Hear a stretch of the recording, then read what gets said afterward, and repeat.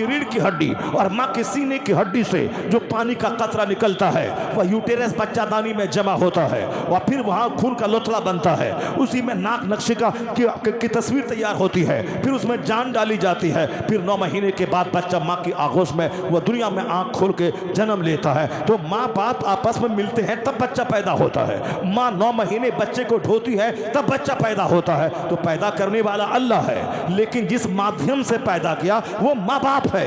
इसलिए कहा कि तू मेरा शुक्र अदा कर, अपने माँ बाप का शुक्र अदा कर। बाप जमीन न दे फिर भी बाप है, माँ गाली दे फिर भी माँ है। माँ बोले अपनी बीवी को तलाक दे दे, अच्छा ठीक है अम्मी मैं सोच रहा हूँ, आपको अपनी तरफ से कोई तकलीफ न पहुंचाए, ठीक है अम्मी। अम्मी को बहलाए, अम्मी को फुसलाए, अम्मी की दिलजोई करे, अम्मी के रुपए देने में कोई कमी ना करे, उनके एहसानात को माने, उनके पास बैठ जाए, उनके पास बातें करे। इसलिए कि जिस तरह बचपन में प्यार का मुस्तहिक और भूखा बच्चा होता है, उसी तरह बूढ़े माँ बाप भी प्यार के भूखे होते हैं। क्योंकि बुढ़ापा और बचपन दोनों एक जैसा होता है। तो बचपन में बच्चों को माँ बाप का प्यार चाहिए, उसी तरह माँ बाप को बुढ़ापे में बच्चों का प्यार चाहिए। और प्यार के बगैर बच्चा का हौसला पस्त हो जाता है, उसी तरह प्यार के बगैर बूढ़े माँ बाप का दिल बुझ सा जाता है। तो सिर्फ टका देना कमाल नहीं है, बाप के पास 10 मिनट टाइम देना कमाल है, वहां बैठना कमाल है। बाहर नौकरी से आओ, बीवी के हुजरे में बाद में जाना, पहले माँ के पास 5 मिनट बैठ जा,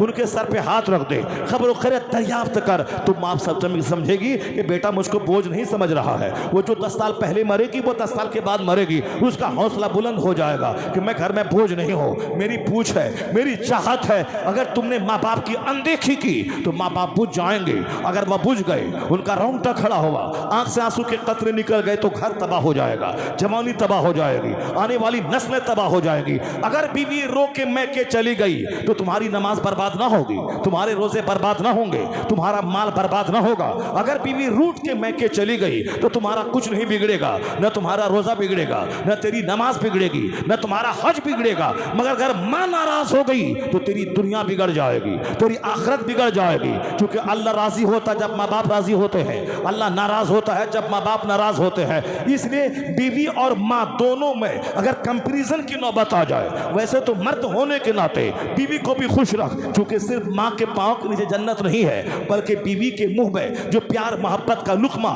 एक शौहर डालता है, हर लुकमे के बदले में सवाब मिलता है। इसलिए बीवी के मुंह में लुकमा डालने में भी अज्र मिलता है और बीवी की दिलजोई करने में भी सवाब मिलता है। क्योंकि वह माँ बाप भाई बहन सारा समाज छोड़कर मेरे लिए आई है। वह पैदा हुई बिहार में, मैं पैदा हुआ उत्तर प्रदेश में, वो अपना सारा संसार छोड़ के मेरे पास आ गई। मैं पैदा हुआ उत्तर प्रदेश में, मेरी बीवी रहने वाली बंबई थी, वह सारा संसार छोड़ के मेरे पास आ गई। तो जो माँ बाप भाई बहन सबको छोड़ के सिर्फ मेरी मोहब्बत में मेरे पास आ जाए और मेरी दुनिया में को बसा दे और सारा समाज सारा गांव छोड़ दे, तो उसके बदले में मैं क्या दूं उसे? तमाचा, गाली, खानदान लगा के गाली। यही वो बहुत बुरा शख्स है जो अपनी बीवी के लिए बुरा हो। हुजूर कहते हैं तुम में सबसे अच्छा वो है जो अपनी बीवी के लिए अच्छा हो, जो अपने बाल बच्चों के लिए अच्छा हो, जिसका अखलाक बाल बच्चों से बेहतर हो। ऐसे नहीं कि बाहर जाके मुस्कुरा के बातें करता है और अपनी बीवी के साथ गुस्से और तेवर से बात करता है। वह शख्स बद अखलाक है जो अपनी बीवी से हमेशा तेवरी चढ़ा के बातें करता है। बीवी की दिलजोई कर, उसको माँ बाप लगा के गाली मत बक, वह टेढ़ी पसली से पैदा हुई है, इसलिए जिद है इसमें और तू मर्द है, सब्र करना, लालच है इसमें, तू सब्र करना। इसको सीधा करना चाहोगे तो टूट जाएगी और टूटना तलाक है और तेरे घर के सुकून में आग लग जाएगी। उसको टेढ़ी हालत में रहने दे, वो बड़े फायदे की चीज है। वह तुझको गुनाहों से बचाती है, तेरे दिल की तस्कीन का जरिया है, तेरे बच्चा पैदा होने का माध्यम है और तेरे खरबों के घर की हिफाजत की जिम्मेदारी वो अपने सर लेती है। तू दिल्ली जा, पंजाब जा, अमेरिका जा और तेरी सल्तनत की हिफाजत वह खातून करती है, तेरे बाल बच्चों की परवरिश वह खातून करती है। वह दूध की धार 2 साल तक वो पिलाती है, तेरे बच्चों को नर्स की तरह 10 साल तक पेशाब पाखने का कपड़ा वो साफ करती है। बड़े फायदे की चीज है, इतने बड़े काम की चीज है। वो हमारे गूंगे बच्चे को बोलना सिखाती है। मेरा बच्चा जो पैदा होता है, अगर वह बच्चा जंगल में छोड़ दे वह शेर की बोली बोलने लगेगा। अगर वह माँ की गोद में है तो बाप उसे बोलना नहीं सिखाता है, बल्कि माँ उस एक दिन के बच्चे से बातें कर करके उस गूंगे बच्चे को बोलना सिखाती है। अगर औरतों को ज्यादा बोलने की बीमारी ना हो तो दुनिया के सारे बच्चे गूंगे रह जाएंगे। औरतें ज्यादा बोलती है, अल्लाह ने उसको ज्यादा बोलने की ताकत दिया है ताकि ये तन्हाई में अपने बच्चों से बात करे और बच्चों की जबान खुल जाए, बच्चों को बोलना आ जाए। जिस माँ की जबान फंसी होती है उसके बच्चे की जबान फंसी होती है। जिस माँ की जबान कजमज टेढ़ी होती है उसके बच्चे की जबान भी टेढ़ी हो जाती है। इसलिए मर्द से ज्यादा पढ़ी लिखी खवातीन का होना जरूरी है, मर्द से ज्यादा मुहज़्ज़ब खवातीन का होना जरूरी है, मर्द से ज्यादा खूबसूरत गुफ्तगू करने वाला, मर्द से ज्यादा औरतों का रहना जरूरी है। चूंकि मदर लैंग्वेज, मादरी जबान, मदर टंग कहते हैं, चूंकि माँ से ही बच्चा जबान सीखता है, इसलिए माँ की जबान का खूबसूरत होना, फसी हो, बलीग होना जरूरी है। और जिस माँ की जबान पे गाली हो, जिस माँ की जबान पे गलोज हो, इस माँ की जबान बेढंगी हो, जिस माँ की जबान पे बेहंगम जुमले हो, उसके बच्चे भी ऑटोमेटिक वही जुमले बोलने लगते हैं जो इसके लाशऊर में जमा होता है। जब वह बच्चा बोलने लगता है, लाशऊर की बातें शऊर में आ जाती है, अनकंसस की बातें कंससनेस में आती है, वह बच्चा वही जुमले दोहराता है जो माँ दोहराती है। इसलिए माँ का मुहज़्ज़ब रहना, माँ का सिविलाइज्ड रहना, माँ का मतमद्दन रहना, माँ का अच्छी पढ़ी लिखी रहना, ये बहुत ज़रूरी है।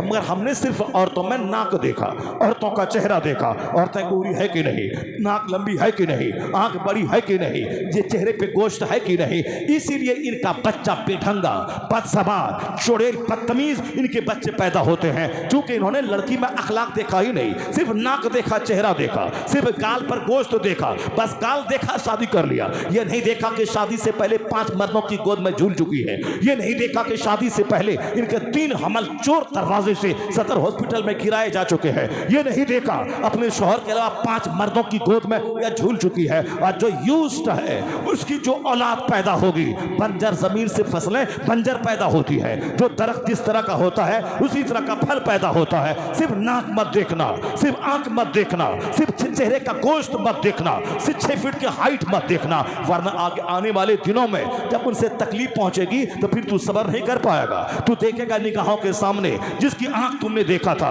अगर तुझसे ज्यादा खूबसूरत तेरा छोटा भाई है, वह उससे प्यार करेगी, उसके साथ भाग जाएगी। तुझसे ज्यादा खूबसूरत कोई साहब हॉकर है, कोई चादर बेचने वाला है, कोई ट्यूशन पढ़ाने वाला है, उसके साथ भाग जाएगी। आए दिन ये कहानियां हो रही है, स्कूल में पढ़ाने वाली टीचर वह दूसरे टीचर के साथ भाग रही है, समाज में जमींदार की बीवी 2 बच्चे की माँ वह दूसरे किसी चौकीदार के साथ भाग रही है। आए दिन इस तरह की खबरें मिल रही है। 4 बच्चे की माँ भाग गई, 5 बच्चे की माँ भाग गई।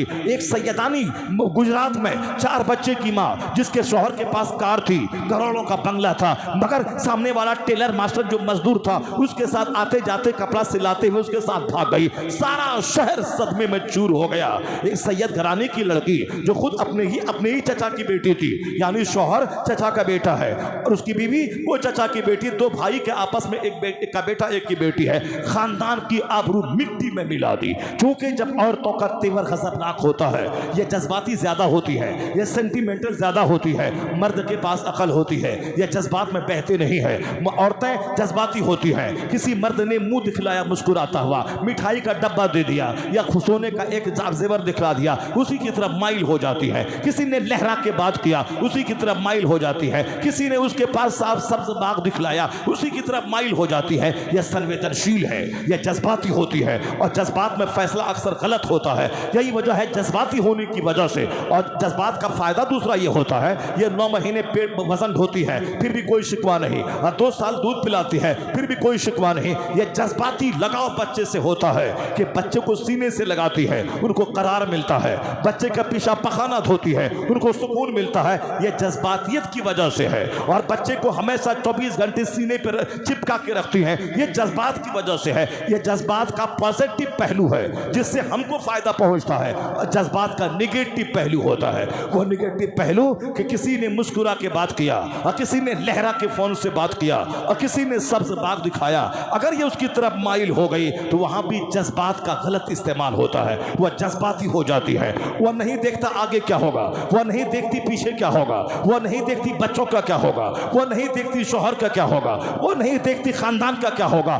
जज्बात में बहकर वह गलत कदम उठा लेती है। ये कई लाख मुसलमानों की बेटियां जो काफिरों के साथ भाग गई, ये जज्बात में बह गई, प्यार मोहब्बत के नाम पे जन्नत भूल गई, आखिरत भूल गई, अल्लाह रसूल को भूल गया। जबकि एक मोमिन चाहे 1000 बद गुनाहगार हो, अगर ईमान सलामत है और ईमान की हालत में मरा है तो बख्शिश की उम्मीद है। चाहे गुनाहों की सजा काट के जाए, चाहे 10-20 साल जहन्नम में जल के जाए, चाहे जैसी भी हो, या अल्लाह फजल फरमाए बगैर जले हुए जन्नत चला जाए। ये तो उम्मीद है जिसके सीने में ईमान है। लेकिन जिसके सीने में ईमान नहीं है, वह चाहे 50 करोड़ की मस्जिद बना दे, चाहे 50 करोड़ कंबल गरीबों में बांट दे, चाहे वह 50 करोड़ चापाकल लगवा दे, चाहे गरीबों को 50 करोड़ बिल्डिंग बना के उसके मुसाफिर खाने बनवा दे, कुछ नहीं होगा। सारी नेकियों का सवाब, उसका फायदा, दुनिया की दौलत बढ़ेगी, दुनिया में मिल जाएगा। आखिरत में इनाम उसको मिलेगा जिसका ईमान सलामत है। ईमान है तो इनाम मिलेगा। अब बताएं कि मेरी जवान बेटियां जो काफिरों के साथ भाग गईं, उसी के मजहब को कबूल कर लिया, आखिर वो आखिरत के बारे में क्या सोची? ऐसा तो नहीं कि प्यार मोहब्बत करके भाग गई तो अब ये 1000 साल जिंदा रहेगी। नहीं, वो तो अक्सर प्यार मोहब्बत में भागने वाली, वह जल्दी ही उसको सजा मिलती है। नहीं देखा नागपुर के एक मुसलमान फैमिली की बेटी एक गैर मुस्लिम हिंदू ढाबा वाले से मोहब्बत करी, माँ बाप की नाक कटवा दी, समाज की आबरू कटवा दी। यह कौम मुस्लिम है जिस मुसलमान का सारे लोग एक मकान में लगी हुई ईंट के समान होते हैं। जैसे एक मकान में 10,000 ईंट लगी है और 10,000 ईंट, हर ईंट एक दूसरे को पुख्तगी देती है। एक ईंट कमजोर हो गई तो सारा मकान कमजोर हो जाता है। उसी तरह दुनिया का सारा मुसलमान एक मकान के ईंट के समान है। अगर एक शराबी हुआ, एक पापी हुआ, एक बेनमाजी हुआ तो सारा मकान कमजोर हो जाता है। आज जो हमारी दुआएं रद्द हो गई इसीलिए कि मुस्लिम समाज में अक्सर लोगों की बड़ी तादाद, अक्सरियत मुसलमानों की बेनमाजी की है, शराबियों की है, जुआरियों की है, गाली गलौज देने वालों की है। यहाँ तो एक ही उल्लू सारे चमन को बर्बाद करने के लिए काफी है। और जब हर शाख पे उल्लू बैठा हो तो फिर चमन का क्या हाल होगा, गुलिस्तान का क्या हाल होगा कि एक शराबी समाज में आग लगाने के लिए काफी है, एक बेनमाजी समाज का सुकून छीनने के लिए काफी है, और एक बदकार आसमान से आग बरसाने वाले अजाब को लाने के लिए काफी है। और जहां सारे लोग बदकार हो जाए, मेजोरिटी बदकारों की हो जाए, उसका क्या हाल होगा? एक कौम में मुस्लिम कुरान करीम हम नहीं पढ़ते, मुसीबत आती तो कहते हैं अल्लाह कहां है, रसूलुल्लाह कहां है, और अल्लाह कहां है? हाँ, अल्लाह ने वादा किया है कि मुसलमानों को फतह देगा, तो एक काफिर हमें मार रहा है, अल्लाह कहां है? ये नहीं देखता कि मार क्यों रहा है, जलील क्यों हो रहे हैं, आखिर क्या वजह है? अल्लाह ही दुनिया चलाता है, हमारे नाचने कूदने से कुछ नहीं होता है। ये मत बोल कि मैं इस्लाम बचाता हूं, मैं इस्लाम बोलता हूं, मैं इस्लाम की खिदमत कर रहा हूं, मैं इस्लाम का पैगाम पहुंचा के लोगों को बुराई से बचाता हूं। ये मत बोल। एहसान खुदा का है कि वह तुझे इस्लाम की खिदमत का मौका अता फरमाया है, इस्लाम की खिदमत की तौफीक अता कर दी है। वरना लाखों करोड़ों लोग हैं जो झूठ बोल रहे हैं, जो फिल्म का गाना गा रहे हैं, जो फिल्मी स्टाइल नकल कर रहे हैं, जो फिल्मी डायलॉग बोल रहे हैं, जो जबान पे गीबत जारी किए हुए हैं। अगर तू कुरान बोलता है तो तेरा कमाल नहीं, अल्लाह के फजल का कमाल है। अगर तू नमाजी है तो तेरा कमाल नहीं, अल्लाह ने तुझ पर एहसान किया है। एक आदमी की गिरफ्त अगर अल्लाह कर ले, एक बंदा की, तो समझ ले पूरी इमारत ढह जाएगी। जिस तरह से एक तस्बीह का दाना है, अगर धागा टूट गया और एक दाना नीचे गिरा तो समझ ले कि सारा दाना धीरे धीरे नीचे गिर जाएगा। यही है मुसलमान, सारे एक मकान की ईंट के समान है। और दूसरी हदीस में हुजूर ने फरमाया कि मुसलमान एक जिस्म के पार्ट्स की तरह है। जिस तरह पांव में कांटा चुभता है, एहसास सारे जिस्म में होता है। उसी तरह एक मुसलमान अगर कहीं शराब पीता है तो पूरी मुस्लिम जिस्म को इसकी तकलीफ का एहसास होता है, पूरी मुस्लिम सोसाइटी को इस तकलीफ का एहसास होता है, और यह सारा जिस्म उस दर्द को महसूस करता है। ऐसा नहीं कि पांव में कांटा चुभा है तो सर को कोई तकलीफ नहीं, पूरा जिस्म वह दर्द महसूस करता है। इसी तरह से दुनिया के सारे मुसलमान एक जिस्म के समान है। पांव में अमेरिका में कांटा चुभे, वह दर्द हिंदुस्तान का मुसलमान महसूस करता है। फिलिस्तीन का मसला था, फिलिस्तीन के लोग शहीद हो रहे हैं, हिंदुस्तान के मुसलमान को तड़पने की क्या जरूरत थी? अमेरिका के मुसलमान को तड़पने की क्या जरूरत थी? चाइना जापान के मुसलमानों को दर्द महसूस करने की क्या जरूरत थी? ये करोड़ों नौजवान जो फिलिस्तीन जाके गर्दन कटाने का जज्बा रख रहे, सड़कों पे आ रहे हैं, इसको क्या जरूरत पड़ी थी? इनकी जमीन गई, इनका मकान गया, इनके बच्चे कटे नहीं, मगर एक मुसलमान की जमीन जा रही है, एक मुसलमान की गर्दन कट रही है। यही है वो इस्लामी रिश्ता जो पतन में आग लगा देता है। जो तक कांटा वहां चुभा है फिलिस्तीन में, दर्द का एहसास यहां हो रहा है। और अगर ये एहसास खत्म हो जाए वह मुर्दा है। यानी फिलिस्तीन में बच्चे शहीद हो रहे हैं और यहां मैं सनीमा रात रात भर देख रहा हो, रात भर मोबाइल चला चला के गंदी तस्वीरें देख रहा हो, समझ जाए उसका दिल मर चुका है, उसका दिल अंधा हो चुका है। एहसास जिंदा को होता है, मुर्दा को नहीं होता है। जो मर गया कोई एहसास नहीं, तो जिसका दिल मर चुका हो उसको कोई एहसास ना होगा। अभी 5 दिन पहले बरेली से आगे बदायूं है, बदायूं से पहले सिकरौली एक जगह है, वहां पे तीन नौजवान शराब में धुत बाइक चला के जा रहे थे। एक तो स्पॉट डेथ कर गया और 2 बरेली शरीफ में मौत और जिंदगी से जूझ रहा था। वह पता नहीं दोनों मर गया कि नहीं मरा। उसी दिन जलसा उस गांव में था, तो लोग सदमे में थे, सारा गांव सख्ते में था, जलसा हो कि नहीं हो। और सारे मेहमान शायर और खतीब आ चुके थे। लोगों ने फैसला लिया जलसा होगा, बाहर के साउंड को खोल दिया जाए ताकि गांव के हर घर में आवाज ना हो, बल्कि चूंकि लाश रखी हुई, डेड बॉडी गांव में रखी हुई है, इसलिए जलसा तो होगा ही, अल्लाह रसूल की बातें होंगी। अंदर का साउंड जारी रहा, होता रहा, तो ठीक है साउंड बंद कर दे। कुछ लोगों ने कहा कि जलसा बंद कर दे। और उसी गांव में जिस घर में मैं खाने के लिए गया तो मैंने देखा वहां सारा गांव सदमे में डूबा हुआ है, मगर एक जोकर जिसके चेहरे पे दाढ़ी भी थी और वो लेटा हुआ था चारपाई पर, उसी घर में खाने के लिए मैं गया, वहां कंबल ओढ़े हुआ है और सीने तक कंबल है और हाथ में मोबाइल है। और उसी दिन वर्ल्ड क्रिकेट का फाइनल हो रहा था, अब वह तमाशा देख रहा है।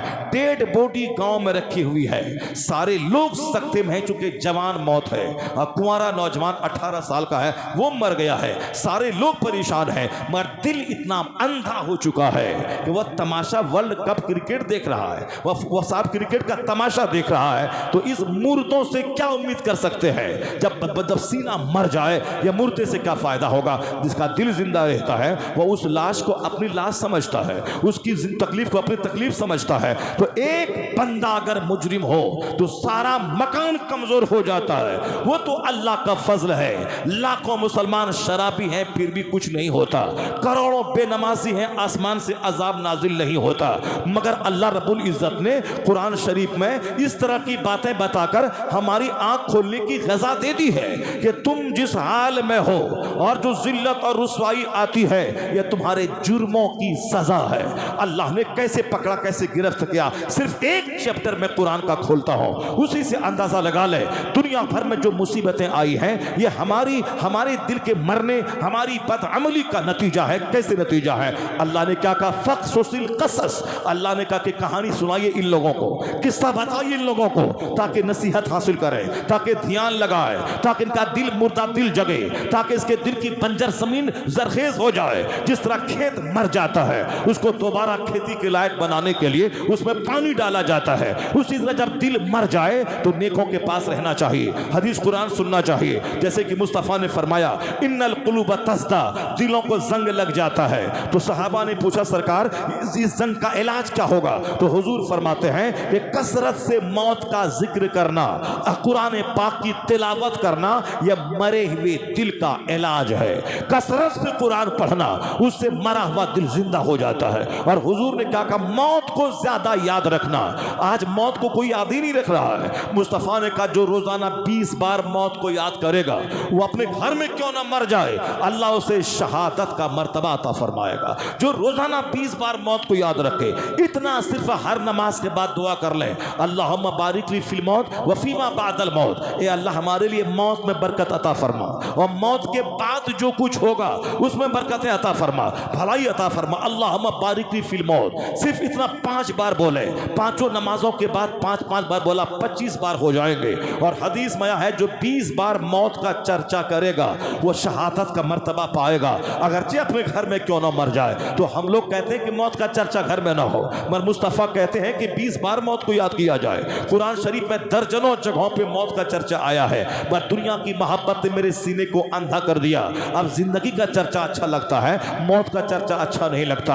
आखिरत की बात कोई करे अच्छा नहीं लगता, दुनिया के डेवलपमेंट की बात करे अच्छा लगता है, कोई शेख चिल्ली की कहानी सुनाए अच्छा लगता है, कोई कॉमेडी सुनाए अच्छा लगता है, कोई काका करके कहानी सुनाए अच्छा लगता है, पर कुरान अच्छा नहीं लगता, हदीस अच्छी नहीं लगती। यह दिल मर चुका है इसलिए अच्छा नहीं लगता। उस दिल को जिंदा कैसे करें? मौत को याद रखा जाए, आखिरत को याद रखा जाए, कुरान कसरत से पढ़ा जाए, कसरत से कलमा शरीफ का विर्द किया जाए। जिस तरह पानी पे पानी पड़ता है खेत पे जिंदा होता है, जब कुरान की तिलावत का पानी दिल पे पड़ेगा तो मरा हुआ दिल जिंदा हो जाएगा। जब मौत की याद का पानी दिल पे पड़ेगा मरा हुआ दिल जिंदा हो जाएगा। रोजाना घर में काम का आगाज कुरान की तिलावत से होना चाहिए ताकि दिल जिंदा रहे। जब दिल मरा तब वह तमाशा देख रहा है लाश की मौजूदगी में, और जब दिल मरता है तब यहाँ रंगरलियां मनाता है मुसलमान। वहां बच्चे शहीद हो रहे हैं और यहाँ 5 करोड़ की शादी हो रही है, यहाँ शराब के जाम खनक रहे हैं और यहाँ मस्तियां हो रही हैं। 80 साल की औरतें शादी में नाच कूद रही है। शर्म गैरत और हया सबका जनाजा उड़ गया।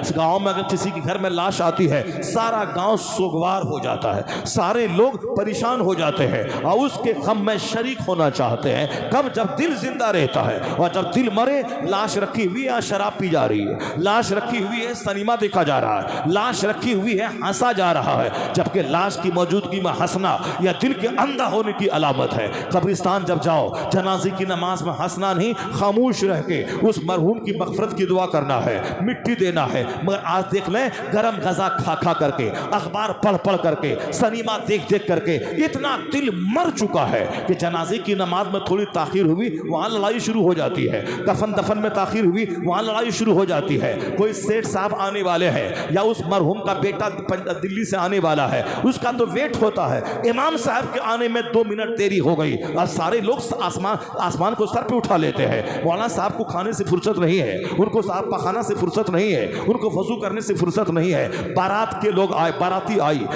आए और बाराती सब शराब पीते हुए आए। आना था 9 बजे, वह रात के 2 बजे बाराती आए हैं, मगर कोई शिकवा नहीं है, कोई शिकायत नहीं है, चूंकि लड़का वाला है। बारात आई है, 5 घंटे लेट से आई है, सारा गांव खा के जा चुका है। इमाम साहब रात भर से जगे हुए हैं, अगर उनके आते टाइम में बारात आ गई तो आओ इमाम साहब निकाह पढ़ाओ। वो बेचारा मस्जिद से निकला, वॉशरूम गया, वहां से आने के बाद वजू किया और थोड़ी सी ताखीर हुई। ये शराबी भी बोलता है इमाम साहब को फुर्सत नहीं है, पेशाब पखाना से फुर्सत नहीं है, यहाँ बाराती वेट कर रहे हैं। उस कुत्ते से कहा जाए ए शराबी, ए जहन्नमी, ए पापी, ए खबीस, ए मरदूद, तू 5 घंटे लेट से आया है। ए शराबी, ए हरामखोर, ए खलीस, तू 5 महीने लेट से आया है। मुसलमान का बच्चा है तू, वह तो हिंदू भी शराब उतना नहीं पीता है जितना तू पी रहा है। वह हिंदू की औरत भी नाचती नहीं है जितना तू नाच रहा है। और तू कहता अल्लाह कहाँ है, फिलिस्तीन में लोग मर रहे, तू कहाँ? तेरे शराब की वजह से ही ये दिन देखने को मिल रहा है, तेरे नाच की वजह से ही मुसलमान जलील हो रहा है। इस तरह तेरी गलासत की वजह से सारे लोग उस नहुसत की चक्की में पिस रहे हैं। तुम्हें दिल ही तुम्हारा मर चुका है, कहाँ क्या हो रहा है कोई एहसास तक नहीं है। ये शराबी 5 घंटे लेट से आया, ये हरामखोर खलीस खबीस मरदूद, ये कुत्ता नाचते हुए शराब पी के इस्लाम को बदनाम करता हुआ आया। ये मुसलमान की बारात जा रही है, शराब पी के जा रहे हैं, सारे हिंदू मुस्कुरा रहे हैं। ये मुसलमान जा रहा है, ये मेरा मजाक उड़ाता था, हिंदू शराब पीते हैं, या खुद शराब के नशे में धुत है, वो तो शराब पी के खामोश पड़ा है और ये शराब पी के नाच रहा है। और शराब और जिस तरह से इनके बाप दादा ने कमा के दिया था कि लड़की वाले की 100 बारात लेके आएंगे, सबको खाना खिलाना है, इनका बाप दादा कमा के उसको दे दिया है। यह रिश्वत है, मुतालबा जहेज रिश्वत है और रिश्वत का लेना देना हराम है। मुस्तफ़ा की आदतों से हटे, सुन्नत से हटे, जलील हो गए।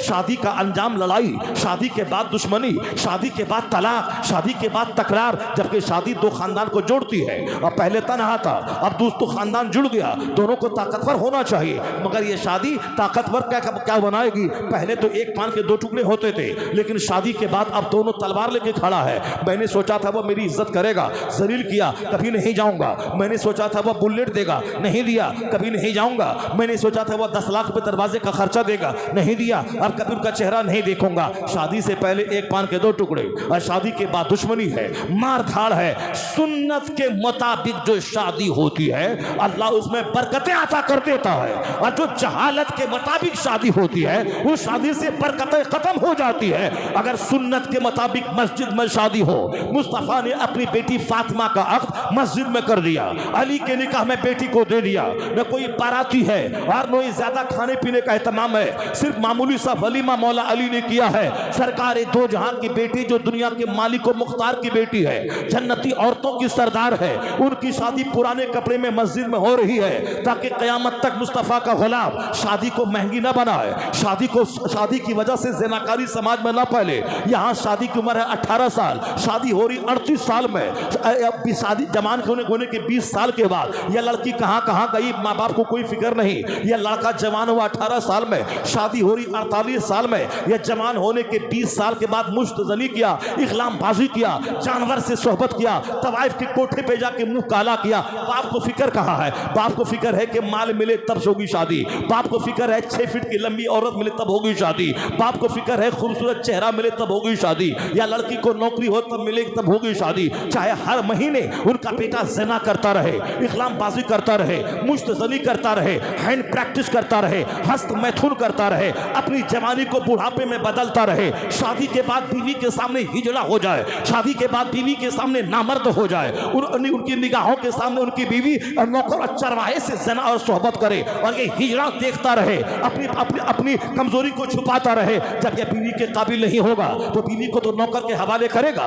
वो तो किसी हौकर के हवाले करेगा। जब ताकतवर रहेगा तो अपने बीवी के काबिल रहेगा। ये तो हस्त मैथुन करके ये नामर्द हो चुका है, हैंड प्रैक्टिस करके नामर्द हो चुका है। उसके पीछे वह माँ बाप का हाथ है जो शादी में ताखीर करता हो, जो शादी में लेट कर रहा हो। सच कहा मुस्तफा ने, बुखारी शरीफ की हदीस में आया है, अगर बच्चे जवान हो जाए और शादी में देर हुई और बच्चे का पांव फिसल गया, उस जुर्म में माँ बाप भी शरीक समझा जाएगा, उस जुर्म में माँ बाप भी शरीक समझा जाएगा। तो ज़िना करे बेटा जहन्नम में जाओ तुम, ज़िना करे बेटी जहन्नम की आग में जलो तुम। क्यों ऐसा काम करता है? इसलिए मुस्तफा की सुन्नत के मुताबिक खतना हो, अकीका हो, शादी ब्याह हो, मंगनी हो, हिंदुओं को देखकर, मुशरिकों को देखकर, सिनेमा के एक्टर को देखकर, किसी काफिर को देखकर, किसी यहूदी को देखकर, किसी नसरानी को देखकर, समाज के राजपूत और ब्राह्मण को देखकर, किसी हरिजन को देखकर, किसी डोम को देखकर, किसी चमार को देखकर मत नाचा कूदा कर, मत शादी ब्याह कर। वक्त पे शादी कर ताकि ज़िना घट जाए, निकाह बढ़ जाए।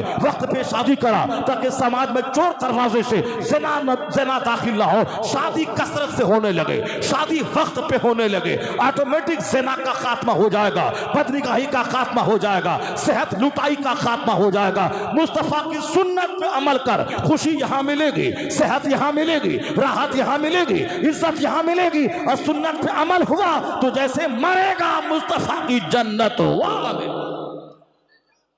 नारे तकबीर, नारे रिसालत, नारे गौस, ताजदार मदीना कॉन्फ्रेंस, पैगंबर कसे रह गुज़री कि हरगिज़ बमंजिल न खाहत रसीद। मुस्तफ़ा के रास्ते के खिलाफ जो चलेगा वो कभी राह रास्ते पे नहीं पहुंचेगा। आज हमारी सारी मुसीबतें मेरी खरीदी हुई है, ये सारा दर्द मेरा अपना खरीदा हुआ है। कोई शराब पिए फेफड़ा गल जाए, न बोले कि ऐसा क्यों हो गया, वह अपने आप को मुजरिम गर्दाने की मेरी वजह से ऐसा हुआ है। कोई रात के वक्त में बर्तन को खुला हुआ छोड़ दे और उनका बच्चा अपाहिज और पोलियोग्रस्त पैदा हो जाए, वह किसी दूसरे को न कोसे के ऐसा हो गया, बल्कि वह औरत बोले कि मेरी सुस्ती और गफलत की वजह से ऐसा हुआ है। शाम के वक्त में बच्चों को अपने घर में करने का आदेश मुस्तफ़ा ने दिया है, यानी शाम के वक्त में हशरातुल अर्द की तरह बहुत सारी मखलूक फिरती है जो हमारे बच्चों को तकलीफ पहुंचा सकती है। उस वक्त में अपने बच्चों को अपने घर में ले आ, नमाज के बहाने सारे बच्चों को मुसल्ले पे खड़ा कर दे ताकि बच्चे रहें। डांट डपट करके सिर्फ प्यार मत कर, पैम्परिंग से बच्चे बिगड़ते हैं, यानी ज़्यादा नाज नखला करने, चुमा चाटी करने से बच्चे बिगड़ जाते हैं। अभी एक शख्स बता रहा था कर्नाटक में एक औरत के 8 बेटे थे और 8 बेटे मेडिकल अफसर हो गए, 8 बेटे डॉक्टर हो गए। पूछा गया कि आखिर इसके डॉक्टर बनाने में किसका हाथ है, ये कैसे सारे बच्चे तबाही और बर्बादी से बच करके मेहनती बने, पढ़े लिखे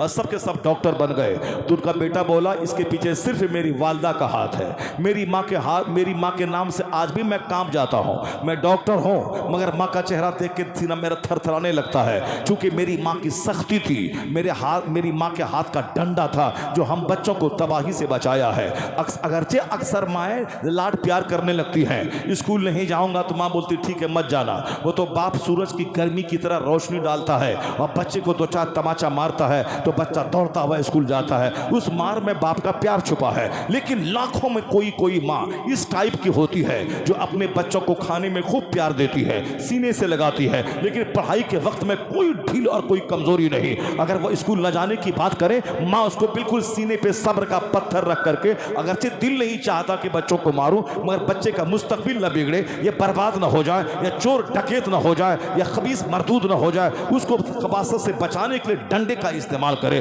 कहा कि मेरी माँ है, बाप को तो खेत से फुर्सत नहीं, बाप को तो नौकरी से फुर्सत नहीं, बाप को तो साहब समाज से फुर्सत नहीं, ये मेरी माँ है जिसके डंडे ने हमारे 8 भाइयों को तबाही से बचाया है, मेडिकल ऑफिसर बताया है, ये बनाया है। इसलिए मैं सारी माँ बहन बेटियों से कहूंगा कि तुम अपने बाल बच्चों को ज्यादा चूमा चाटी मत क्या करना। ये बच्चे तो हैं, सीने में तो प्यार है, खाने में प्यार हो, पहनाने में प्यार हो, उसके सर को अपने हाथ से सहलाओ, उनकी खिदमत करो, लेकिन पढ़ाई के मामले में कोई ढील नहीं होनी चाहिए। जबरदस्त सख्ती करें ताकि बच्चा प्रोफेसर बने, डॉक्टर बने, लॉयर बने, बैरिस्टर बने, बड़ा आलिम दीन बने, बड़ा मुफ्ती बने, फकीह बने। आज डॉक्टर की भी जरूरत है, उससे ज्यादा बड़े फकीह और मुहद्दिस की जरूरत है। ये जो बोलते हैं मदरसे का बच्चा ज्यादा पैदा हो गया, या हर हमेशा दस्तारबंदी हो रही है, ये हजारों लाखों बच्चे पढ़ के क्या करेंगे, वह सब के सब वो हैं जिस तरह मैट्रिक के एग्जाम में 5 लाख बच्चे बैठ जाते हैं, उस 5 लाख में से 2-4 हजार ही ऐसे होते हैं जो बच्चे क्रीम होते हैं। ये बाकी सबके सब ये भेड़ों की भीड़ है जिसको लिखना तक नहीं आता है। आप इंटरव्यू में 100 बच्चे का सिलेक्शन करना है, 1 करोड़ लोगों ने फॉर्म भर दिया है, अब साहब 100 में से छांटना है, तो अब आप समझ सकते हैं कि ये सारे के सारे छट जाते हैं, 100 बच्चे भी नहीं मिल पाते हैं। क्रीम लोग कम है, भीड़ लगी हुई है ज्यादा, डिग्री धारी की भीड़ लगी हुई है। अलबत्ता अंग्रेजी का कीड़ा, मैथ का कीड़ा, साइंस का कीड़ा, जो आईएएस ऑफिसर बने, मेडिकल में एग्जाम निकाले, ये बहुत कम मिलेंगे। उसी तरह मदरसे में भी ये दाढ़ी वालों की भीड़ है, पगड़ी वालों की भीड़ है, जूता चप्पल वालों की भीड़ है, फातिहा पढ़ने वाले की भीड़ है, मिलाद पढ़ने वाले की भीड़ है, अनाउंसरी करने वाले की भीड़ है, और साहब नात पढ़ने वाले की भीड़ है। मगर कुरान पाक को जबरदस्त ढंग से हरमैन के लहजे में पढ़ने वाले खाल खाल मिलते हैं, जबरदस्त मुदर्रिस जो बच्चों को पढ़ा सके, दरसगाह में बैठकर बुखारी शरीफ तक नहव सर्फ और सारे उलूम मंतिक फलसफा पढ़ा सकें, ऐसे लोग कम मिलते हैं। मुदर्रिस की जरूरत है, 20,000 रुपये तनख्वाह मिलेगी, हमें ऐसा मुदर्रिस चाहिए जो बुखारी शरीफ तक सारी किताबें पढ़ा दें, कोई सामने नहीं आता। मुअज्जिन की जरूरत है, 50 लोग आ जाते हैं, क्योंकि मुअज्जिन बनना, अजान देना आसान काम है, और किताब वही पढ़ाएगा जो पढ़ने के जमाने में 10 साल तक जबरदस्त ढंग से 8 घंटे डेली पढ़ा हो। यहाँ तो 20 साल पढ़ने के बावजूद भी एक जुमला अरबी नहीं आती है, एक जुमला उर्दू का नहीं आता है, इस्लामी तारीख मालूम नहीं है, वो तो स्कूल का पढ़ा हुआ जो उर्दू का लिटरेचर से MA किया है उसको मालूम है जंग बदर का पस मंजर क्या है, जंग ओहद का पस मंजर क्या है, जंग यरमुक का पस मंजर क्या है, जंग कादसिया का पस मंजर क्या है, इस्लामिक की हिस्ट्री उसे मालूम है, उन्होंने PhD डिग्री हासिल की है, वह स्कूल का उर्दू का टीचर है। और ये मौलवी साहब जुमा के दिन आधा घंटा खड़ा हुए मस्जिद में, तो आधा घंटा खिताब करना है, जलसे में तो कोई उठ के भाग रहा है, कोई घर जा रहा है, मगर जुमा का जो प्लेटफॉर्म है वह सबसे बड़ा प्लेटफॉर्म है, वहाँ कोई भागना नहीं है, वहाँ तो नमाज पढ़ने के बाद ही सबको जाना है। अब वहाँ आम हो या इमली हो, जो सुनाना है सबको तो सुनना ही है। तो अगर वहाँ पे कोई आ जाए आधा घंटे की तकरीर करने के लिए, अब वहाँ एक कहानी कह रहा है, अब 15 मिनट तक नात पढ़ रहा है, और फिर उसके बाद एक कहानी बोल रहा है, तो सामने जो अदीब बैठा है, सामने जो प्रोफेसर बैठा है, सामने जो PhD डिग्री होल्डर बैठा है, सामने जो उर्दू जबान से MA करने वाला बैठा है, स्कूल का प्रोफेसर बैठा है, वो क्या समझेगा इस मौलवी के बारे में?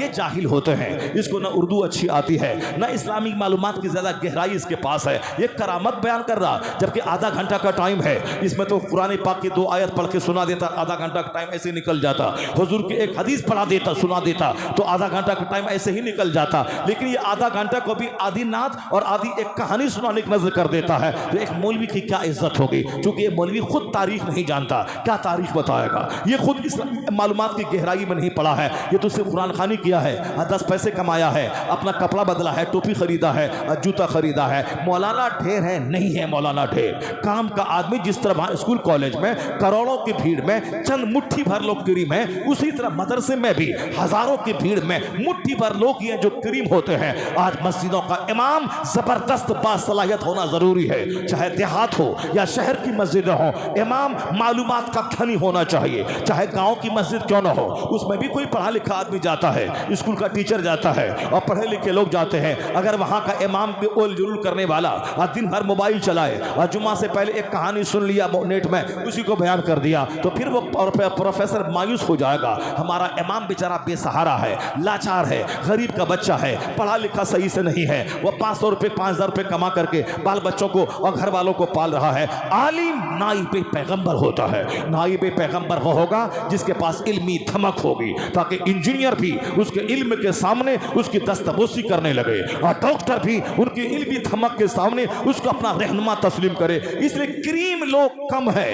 जो मालदार आगे आ जाओ, तुम्हारा बेटा डॉक्टर बनने के बाद उतना नहीं कमाएगा जितना मौलाना बनने के बाद कमाएगा और इज्जत कमाएगा। डीएम बनने के बाद एक डिस्ट्रिक्ट तक तू महदूद रह जाएगा, लेकिन अगर तू एक अच्छा करीम आलिम बना, मुत्तकी आलिम बना, तो जिस तरह हिंदुस्तान में कौन कहां का डीएम है कोई नहीं जानता, लेकिन एक ताजुश शरिया है जिसको सारी दुनिया जान रही है, सारा जहान जान रहा है। अमेरिका के लोग जानते हैं ताजुश शरिया कौन है, मलेशिया जानता है ताजुश शरिया कौन है, बिहार, बंगाल और उड़ीसा, कर्नाटक, महाराष्ट्र, हिंदुस्तान के सारे स्टेट्स के लोग जानते हैं ताजुश शरिया कौन है। यहां तो 5 आदमी मेरा दोस्त नहीं मिलता, और यहां 10 करोड़ लोग कमोबेश जिसके हाथ पर हाथ रखकर अपना मजहबी रहनुमा माना हो, अपना पीर माना हो, अपना मुर्शिद माना हो, नहीं मिलता कोई। खोज ले जो डीएम जो इज्जत ताजुश शरिया को अल्लाह ने दी, वो किसी डीएम के पास है, किसी मंत्री के पास है, किसी प्रधानमंत्री के पास है। अमेरिका का ट्रंप, हिंदुस्तान के मोदी सब महवे हैरत हो गए जब ताजुश शरिया के जनाजे में 50 से ज्यादा ममालिक के 1 करोड़ के करीब लोग बरेली में जमा हो गए, तो दुनिया दंग रह गई। जो बंदा व्हाट्सएप से अलग रहा, यूट्यूब से अलग रहा, फेसबुक से अलग रहा, या तो शोहरत पाने के लिए फेसबुक चलाने वाला, 24 घंटे इंटरनेट से जुड़ा रहने वाला, 24 घंटे ऑनलाइन रहने वाला, इसको तो पड़ोसी नहीं जानता। जो सारी जिंदगी फेसबुक से अलग रहा, व्हाट्सएप से अलग रहा, आज वह फकीर 50 से ज्यादा ममालिक के 1 करोड़ लोग उनके जनाजे के आखिरी जुलूस में शरीक हो गए, और लोगों ने मान लिया कि मादियत की चमक दमक और है, रूहानियत की धमक और है। नारे तकबीर, नारे रिसालत, नारे गौसियत। मादियत मेटेरियलिज्म की धमक और है, ये रूहानियत की धमक और है। आज ताजुश शरिया का शहजादा अल्लामा अज़्ज़त रज़ा खां, अभी मैं लगातार 3 दिन से उनके साथ था, उतरौला में, रुदौली में, फैजाबाद में, हजारों का मजमा, यानी जो जलसा 50 साल की तैयारी के बाद न होता हो, इस तरह का जलसा हमारे बिहार में पिछले बार में 10 दिन का उनका प्रोग्राम था। हर जलसे में 50,000, कहीं 10,000, कहीं 1 लाख के करीब, इतनी बड़ी भीड़, यानी जो 80 साल की मेहनतों के बाद उतनी इज्जत और पजीराई जिसकी नहीं होती, वह ताजुश शरिया की करामत पर के अल्लामा अज़्ज़त रज़ा ने जो आज हिंदुस्तान के अफक पे छाया है, वह इज्जत उनके हिस्से में आ रही है। तो अपने बच्चों को डीएम बनाने से पहले अच्छा आलिम बना दे, उसको अच्छा इमाम बना दे। दुनिया में अगर डीएम बन भी गया तो नौकरी करेगा, 30 साल बूढ़ा होने के बाद, रिटायर करने के बाद मौत का इंतजार करेगा, तो फिर मरने के बाद सब बराबर है। जिस तरह कोई एसी डब्बा से सफर करे या कोई चालू डब्बा से सफर करे, अब बरेली से दिल्ली जाए तो भले ही यहाँ एसी डब्बा जनरल डब्बा है, पर दिल्ली रेलवे स्टेशन पे खड़े होने के बाद वो एसी वाले का भी वही हाल है, पसीने में शराबोर, और जनरल डब्बे वाले का भी वही हाल है। अब वहाँ उस स्टेशन पे दोनों खड़े हैं। उसी तरीके से चाहे आप डीएम बन के हलवा रोटी खा के मरा हो, चाहे मजदूरी करके मरा हो, और दोनों मैदान महशर में एक सफ में खड़े हैं। ये बता दे दुनिया में तू कैसे राज जिया, कहाँ से माल कमाया, कहाँ खर्च किया, जवानी किस काम में लगाया, रात कैसे गुजारी, दिन कैसे गुजारा, जवानी कैसे गुजारी, बुढ़ापा कैसे गुजारा, तुमने माल कहाँ से कमाया, किस रास्ते में खर्च किया, तुमने अपने इल्म पर कितना अमल किया। ये 4 सवाल का जवाब जब तक बंदा देगा नहीं, अपनी जगह से हट नहीं पाएगा, तो फिर वहाँ पर एहसास पैदा होगा कि डीएम में के 30 साल मेहनत किया और 30 साल नौकरी करी, 60 साल चले गए, थोड़ा सा मकान बनाया, गाड़ी खरीदी, अब यहाँ तो खरबों साल रहना है, आग में तो आग में, बाग में तो बाग में। या डीएम बना, फिजिक्स पढ़ा, मगर सुभान रब्बियल आला कहना नहीं आया, सुभान रब्बियल अजीम कहना नहीं आया, सूरह फातिहा पढ़ना नहीं आया, ला इलाहा इल्लल्लाह कलमा कायदे से पढ़ना नहीं आया, तहियात नहीं आया, दुआए कुनूत याद नहीं आई, दरूद इब्राहिमी याद नहीं आया, आयतुल कुर्सी ठीक से नहीं पढ़ा, दुआए कुनूत ठीक से याद नहीं है, वो डीएम बनना किस काम का जो दुआए कुनूत याद ना रहे, सूरह फातिहा ठीक से याद ना रहे। तब पता चलेगा कि डीएम ना बनते चरवाहा बन जाते, मगर नमाज दुरुस्त रहती, रोजा दुरुस्त रहता, ईमान दुरुस्त रहता। तो आज डीएम बन रहा तो 30 साल कमाया खाया मर गया, अब तो मरने के बाद वहां आया हो जहां का एक दिन 50,000 साल के बराबर है। काना मिक़दार हो 50 अल्फ सना। तो असल इज्जत वहां की, असल जिल्लत वहां की, असल आराम वहां का, असल तकलीफ वहां की। इसलिए अगर आराम वहां जाना ही है, मुंह दिखाना ही है, जन्नती जहन्नमी बनना ही है, तो क्यों दुनिया के सुख चैन पाने के लिए 18 घंटे तक स्टडी करेगा? अगर स्टडी करेगा भी तो दुनिया में खुशहाल रहे, उसी में से 1 घंटा निकाल के वो हदीस पढ़ ले, कुरान पढ़ ले, नमाज की पाबंदी करे, ताकि डीएम भी बन जाए और नमाजी भी बन जाए, और डीएम भी बन जाए, आलिम दीन भी बन जाए, इंजीनियर भी बन जाए, आलिम भी बन जाए। इंजीनियर और आलिम अगर दोनों बना, जो सिर्फ मौलवी है छोटा पढ़ा लिखा, उससे उतना बड़ा काम ना होगा जितना इंजीनियर बनने के बाद होगा, डॉक्टर बनने के बाद होगा। अगर तुमने अपने बच्चों को आलिम के पास ले गया, मदरसे में 1 घंटा पढ़ाया और रोजाना वो आधा घंटा हदीस पढ़ा, तो वो सिर्फ डीएम बन के काफिर नहीं बनेगा, वह हिंदुइज्म नहीं कबूल करेगा, बल्कि डीएम के दफ्तर को इस्लाम की तबलीग का मरकज बना देगा, हर आने वाले लोगों तक इस्लाम पहुंचाएगा। तो मस्जिद में नमाज पढ़ाने का अपना अलग मकाम है, और स्कूल और डीएम के दफ्तर में बैठकर मुस्तफा के मजहब की तबलीग करना और काम है। तो जो काम एक गरीब मौज़िन नहीं कर पाएगा, वह काम एक मालदार टीचर कर पाएगा, मालदार डीएम कर पाएगा। इसलिए अपने मालदारों सामने आ जाओ, अपने बच्चों को आलिम बनाओ, ताकि पेलौसों के दिन की खिदमत करें। फिर देखना यहाँ दस्तबोसी होगी, यहाँ कदम बोसी होगी, यहाँ पेशानी बोसी होगी, और जब मरेगा तो फिर कब्र पे जानवर नहीं चरेगा, वहाँ गिरगिट नहीं रेंगेगा। अगर मुत्तकी बन के वली बन के मरा तो कब्र पे चादर चढ़ेगी, कब्र पे फूल चढ़ेगा, हाज़रीन की हाज़री होगी, फातिहा पढ़ी जाएगी। ऐसी जिंदगी मत गुजार कि अरबपति बन के रहे, हम मरे तो कब्र पे जानवर पखाना कर रहा है। ऐसी जिंदगी गुजार कि मर जाए तो अपना बेटा रहे ना रहे, हजारों रूहानी बेटा मेरी कब्र पे आए, फातिहा पढ़े, मेरी बख्शिश की दुआ करे। ये काम वो करता है, उसके लिए होता है जो जीता है अपने लिए, जो मरता है अपने लिए, जो जीता है जमीन के लिए, जो जीता है दुकान के लिए, तो उसका बच्चा भी उसको भूल जाता है। और जो जीता है रब के लिए, जो मरता है रब के लिए, जो जीता है दीन के लिए, दीन की तबलीग के लिए, पैदा हुआ गौसे आजम ईरान में, चले आए बगदाद दिन की खिदमत करने के लिए, पैदा हुए गरीब नवाज ईरान में, चले आए हिंदुस्तान दिन की खिदमत करने के लिए, वतन को छोड़ा अल्लाह के लिए, रात की नींद कुर्बान की अल्लाह के लिए। तब अल्लाह ने वो इज्जतें दे दी कि उनके इंतकाल के 800 साल हो गए।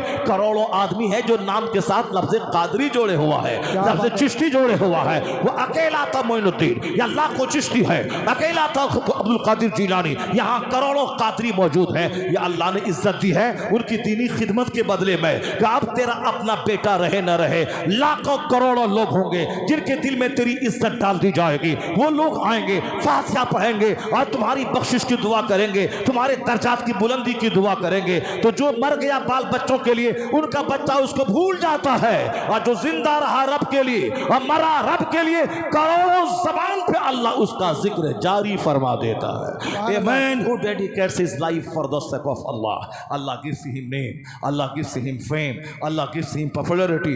जो अपना जीवन अल्लाह के लिए डेडिकेट कर देता है, अल्लाह उसे इज्जत देता है, अल्लाह उसे मकबूलियत देता है। आला हजरत मालदार घराने में पैदा हुए थे, लेकिन आपने देखा दौलत नहीं बढ़ाई। ज़मीन जो थी बाप दादे से मिली थी, चूँकि ये लोग अफगानिस्तान के कबीले परहेज के पठान थे, वहाँ से चल के लाहौर आए। लाहौर का शीश महल आज तक उनके ख़ानदान की इज्जत की यादगार के तौर पर कायम है। फिर लाहौर से रोहेल खंड आए। इस रोहेल खंड में उनके बाप दादाओं ने हुकूमत दिल्ली की वजह से बड़ा कारनामा अंजाम दिया, तो इनाम के तौर पर इस इलाके की जागीरदारी उनको दे दी गई। बहुत सारा गांव उनके पास था, यानी समझ रहे हैं कि बहुत सारे गांव के टैक्स उनके पास आते थे। यह सारा गांव आपको दे दिया गया, उस गांव की सारी आमदनी आपके पास आएगी। ये ज़मींदार घर में पैदा हुए थे, मगर उन्होंने ज़मीन नहीं बढ़ाई, उन्होंने मकान नहीं बढ़ाया, वही सौदागरान के मोहल्ले में पूरे मकान में रहते रहे। अब 2 घंटा सोते रहे, बाकी पूरे 22 घंटा सिर्फ दीन की खिदमत करते रहे।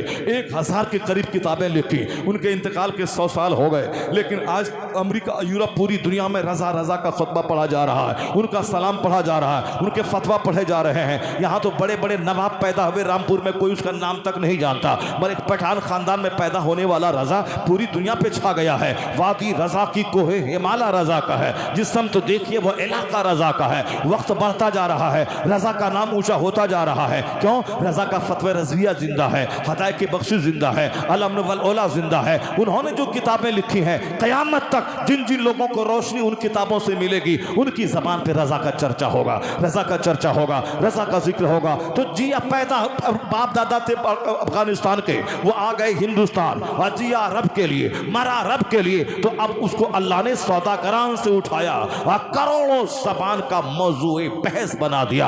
अमेरिका में रजा का सलाम, यूरोप में करोड़ों दरूद, करोड़ों सलाम, हर जगह रजा रजा।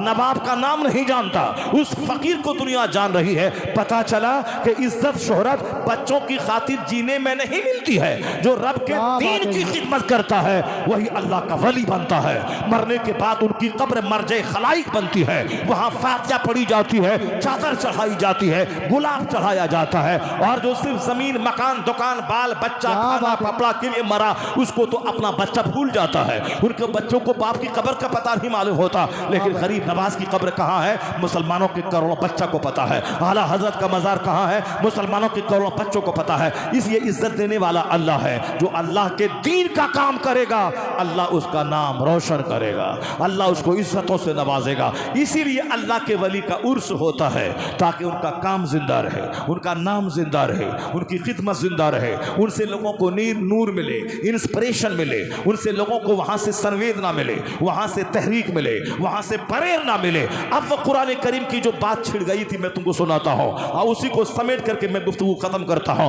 ताकि ज्यादा बोझ आप पर ना बन जाए। जरा गौर से सुनिए, अल्लाह ने क्या कहा? ए हबीब, मुसलमानों को कहानी सुनाई, उनको ये किस्से बताइए कि इसमें उनके लिए सबक पिन्हा है, उनके लिए इनाम पोशीदा है। वो कहानी क्या है? एक शख्स था जिसको अल्लाह ने इसमें आजम का इल्म अता फरमाया था, मुस्तजाबुद दावात बनाया था। जो दुआ करता था वो दुआ उसकी कबूल हो जाती थी, और जो भी दुआ करे दुआ कबूल हो जाती थी। यहाँ तक कि जब जनाब मूसा अलैहिस्सलाम ने जिहाद का ऐलान फरमाया, तो उसके कौम के जो लोग थे, उसकी कौम के लोगों ने उनके पास आके कहा कि जनाब मूसा अलैहिस्सलाम अपने मुजाहिदीन के साथ हम पर चढ़ाई करने वाले हैं, हमारे बाल बच्चे मर जाएंगे, हमारी सल्तनत खत्म हो जाएगी। तुम दुआ करो, तुम मुस्तजाबुद दावात हो, तुम दुआ करो ताकि उनकी फौज पसपा हो जाए, उनकी फौज को शिकस्त मिल जाए। अब वो क्या कहने लगा? नहीं नहीं, ऐसा कभी नहीं होगा, क्योंकि वो अल्लाह के नबी हैं, अल्लाह के रसूल हैं। उसके खिलाफ अगर मैंने दुआ की मैं तबाह बर्बाद हो जाऊंगा, तबाही मेरी मुकद्दर हो जाएगी। उनके खिलाफ मैं दुआ नहीं कर सकता।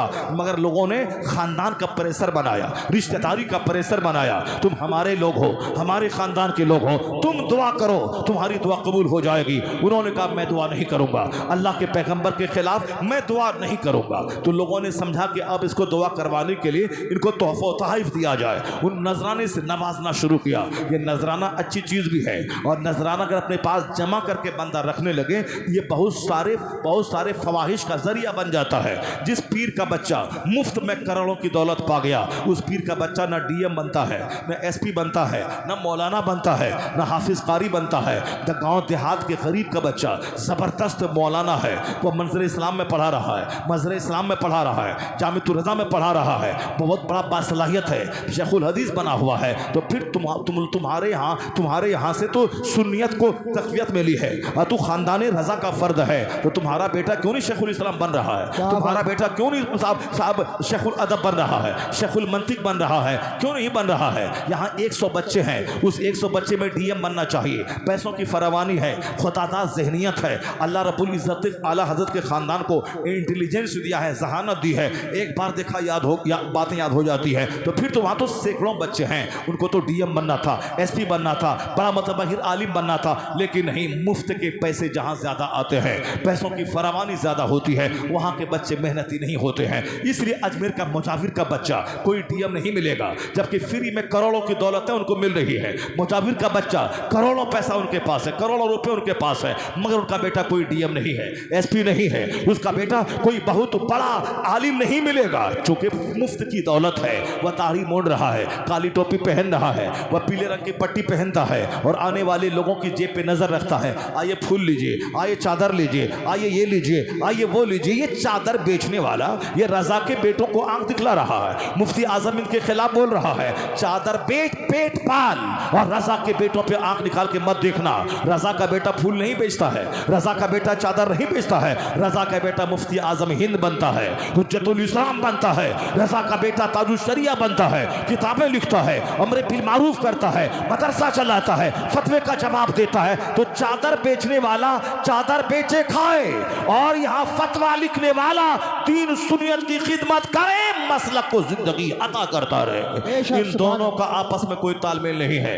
लेकिन आजकल जाहिल दी ग्रेट उनकी इज्जत और शोहरत को देखने के बाद इसको मतली आती है, उल्टी होती है। यह पठान ज़्यादा, यह खान घर में पैदा होने वाला क्यों सारी दुनिया में छा गया? हमारा बाप दादा पुराना वली बुजुर्ग का खानदान था, हमको कोई नाम नहीं लेता। पहले काम कर, पहले दीन का काम कर, फिर लोग नाम लेंगे। पहले मुफ्ती आजम हिंद बन जा, ताजुल शरिया बन जा, 1000 किताबें लिख, लोगों की खिदमतों का, लोगों के दीन के संभालने का जरिया बन जा, लोगों को बदअमली से बचा। तब उसके बाद देखना इज्जत कैसे मिलती है जाहिल और सोचता मुफ्ती आजम हिंद की तरह इज्जत मिले, है जाहिल दी ग्रेट और सोचता है ताजुल शरिया की तरह इज्जत मिले। नहीं मिलेगी। मैं ये कहना चाह रहा हूँ, दौलत की फरावानी जहाँ होती है वहाँ मेहनत करने का मजाज नहीं होता है। जहाँ गुर्बत है, जहाँ परेशानी है, वो परेशानी दूर करने के लिए बच्चे बड़ी मेहनत करते हैं, 10-10, 12-12, 15-15 घंटे पढ़ते हैं। इसलिए गरीबों के बच्चे डीएम बन रहे हैं। बिहार में अक्सर मेहनती बच्चे होते हैं। हिंदुस्तान में DIS निकालने वालों की बड़ी तादाद एक बिहार के बच्चों की होती है, और हम उसे कहते रहे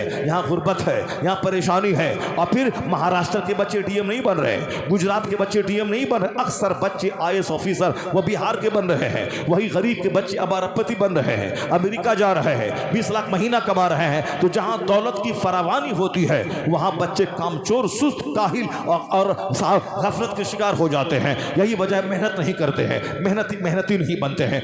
बड़े बड़े बुजुर्गों के खानदान के बच्चे इसीलिए ऐसा होते हैं। अब क्या है, उनको ऐसे ही तोहफा मिल रहा है, गिफ्ट मिल रहा है, नजराने मिल रहे हैं। तो हम यहाँ मेहनत करने के बाद राडो घड़ी नहीं है, और वहाँ मुरीद कोई राडो घड़ी गिफ्ट कर रहा।